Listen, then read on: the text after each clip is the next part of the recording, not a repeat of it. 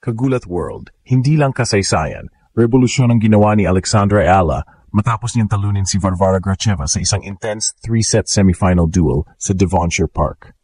Sa score na 7-5, 2-6, 6-3, si Alex ang naging unang Filipina na umabot sa WTA Finals, isang milestone na nagpagulat hindi lang sa tennis world kundi sa buong bansa. Sa bawat palo, bawat sigaw ng vamos, ramdam ng lahat, isang bagong era ng Philippine tennis ang isinilang. Sa unang set, pinakita ni Ala ang matinding composure at game IQ. Kinontrol niya ang ritmo gamit ang kanyang deadly forehand at matalas na footwork. Nang makabawi si Gracheva sa second set, hindi bumitaw si Alex. Sa halip, pinatatagpan niya ang depensa, pinagala ng rallies, at ginamit ang kanyang disiplina para baliktarin ang momentum. Pagdating ng final set, ibang klaseng Alex Ayala na ang humarap sa court, mabilis, matalino, at may kumpiyansa ng isang veterana. Sa bawat punto, maririnig ang crowd na sumisigaw, "Go Alex!" habang unti-unti niyang sinisira ang ritmo ng kalaban. Ang tagumpay na ito ay higit pa sa personal achievement. Ito ay simbolo ng pag-angat ng isang Pinay sa larangan na dati dominado ng mga banyaga. Sa edad na 20, ipinakita ni Ayala ang maturity at mental toughness na bihira sa kanyang edad. Hindi siya nagpapapekto sa pressure. Hindi rin siya lumalaban lang sa lakas. Nilalaro niya ang laban gamit ang puso at utak. Ayon sa ilang tennis analysts, this girl is special. She plays like she's been here before. Sa Pilipinas, sumabog ang social media sa balita, trending si Ala, at nagbunyi ang mga fans na matagal nang naghihintay ng ganitong klase ng tagumpay. Mula mga kabataan sa probinsya hanggang sa mga Pinoy abroad, sabay-sabay nilang sinabi, "Kaya pala natin." Ang bawat sigaw ng suporta ay parang alon ng inspirasyon na umaabot sa bawat sulok ng bansa. Ngayon, habang papasok siya sa WTA Final, isang malinaw na mensahe ang ipinadala ni Alexandra Ayala sa buong mundo. Handa na ang Pinay sa global stage.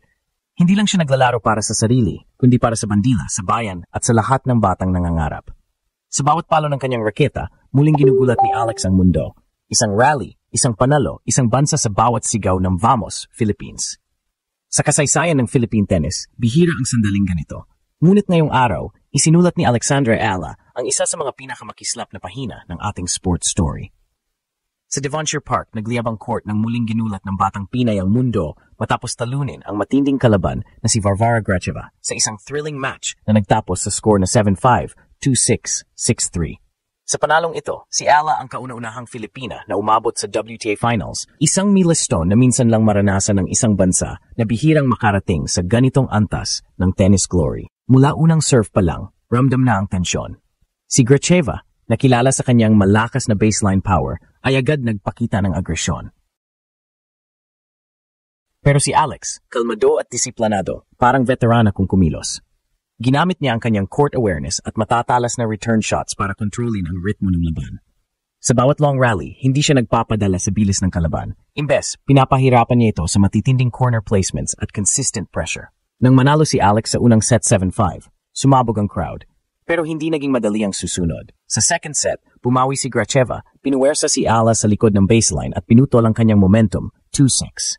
Pero gaya ng tunay na champion, hindi bumigay si Alex.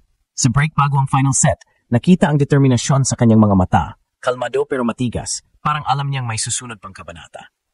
At pagdating ng third set, doon na lumabas ang tunay na puso ng Pinay. Sa bawat palo, sa bawat sigaw ng Vamos, muling bumalik ang apoy. Step by step, point by point, sinira ni Ala ang depensa ng kalaban hanggang sa tuluyang may pako ang 6-3 sa scoreboard. Sa sandaling iyon, nagingay ang buong arena.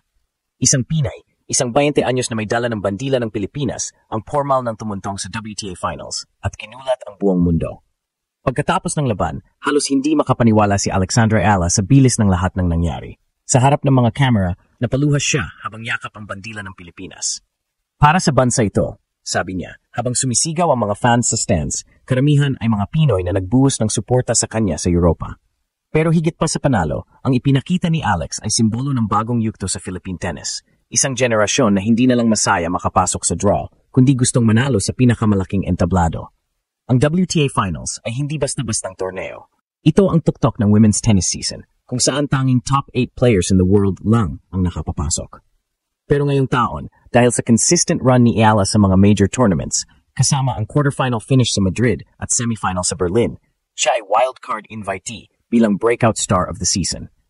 At hindi siya tumigil sa pagiging lucky invite. Nilampasan niya ang mas mataas na seeded players gaya ni na Ons Jabeur at Maria Sakkari bago niya pinatumba si Gracheva para tuluyang makuha ang spot sa finals. Hindi lang Pilipinas ang namangha, maging ang mga analysts ng WTA. Sinabi ng isang European commentator, Ayala is redefining Asian tennis. She's not just a power player, she's a tactician.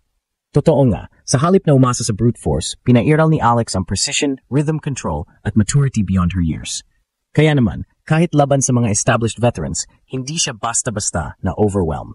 Habang nag-trending sa social media ang hashtag Pinay Power at hashtag AlexIlaFinals, naglabasan din ang mga mensahe ng suporta mula sa mga kapwa-atlet. Maging si Leila Fernandez ay nagpost ng You Made Us Proud, Alex sa X, habang ang Philippine Sports Commission ay naglabas ng opisyal na pahayag na nagsasabing, Ayala's achievement is not just hers, it belongs to every Filipino dreamer. Ngayon, papasok na si Ayala sa pinakamalaking laban ng kanyang buhay, ang WTA Finals Championship match, kung saan makaharap niya ang reigning world number 2 na si Aryna Sabalenka. Isang matinding hamon, pero sa puso ng bawat Pinoy, alam na natin, hindi ito imposible para sa isang batang sanay ng gumulat sa mundo. Sa bawat hakbang ni Alexandra Ayala patungo sa WTA Finals Court, ramdam ng buong mundo ang bigat ng momentong iyon, isang Pinay sa finals ng pinakamataas na antas ng women's tennis. Hindi ito basta fairy tale, ito ay bunga ng ilang taong sakripisyo, pag-iyak, at walang humpay na pag-iinsayo mula pagkabata hanggang ngayon. Sa edad na 20, dala ni Alex hindi lang ang pangalan niya, kundi ang buong Pilipinas sa likod ng kanyang racket. Ang laban kontra Aryna Sabalenka ay magiging ultimate test. Si Sabalenka, kilala sa kanyang matinding serve at explosive power, ay isang world-class champion na bihasa sa big stages. Ngunit kung may natutunan tayo kay Alex, ito ang kanyang kakayahang manalo gamit ang disiplina at tactical na brilliance. Sa mga nakaraang laban, pinakita niyang kaya niyang kontrahin ang brute force ng mga mas malalakas sa kanya. Gamit ang bilis, mahinahong discard, at impeccable timing sa baseline. Kung magagawa niya ulit ito, maaari nating masaksihan ang pinakamalaking upset sa kasaysayan ng Philippine sports. Ngunit higit pa sa trophy, ang tagumpay ni Ayala ay may mas malalim na kahulugan. Isa siyang inspirasyon sa kabataang Pilipino na ipinapakitang kahit sa larangang matagal ng dominado ng mga banyaga, kaya rin nating lumaban at magtagumpay. Sa bawat forehand at backhand niya, parang sinasabi ni Alex sa buong mundo, hindi lang kami magaling sa basketball o boxing, kaya rin naming umangat sa tennis. Habang naghahanda siya para sa finals, ang buong bansa ay nakatutok. Mula sa mga kalye ng Manila hanggang sa mga tennis court ng Batangas, lahat sabay-sabay na nagdarasal para sa kanya. Win or lose, isang bagay ang sigurado. Binago ni Alexandra Ayala ang mukha ng tennis sa Pilipinas. Sa mga darating na taon, magiging simbolo siya ng bagong generasyon ng mga atletang Pilipino. Matapang, disiplinado at handang gulatin ang mundo.